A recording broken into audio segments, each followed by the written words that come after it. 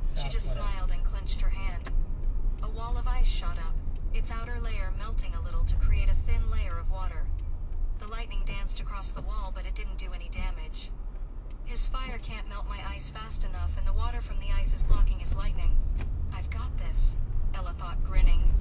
She could have just used her fighting skills to crush him, but she'd been training her whole life. Someone with only 30 years of experience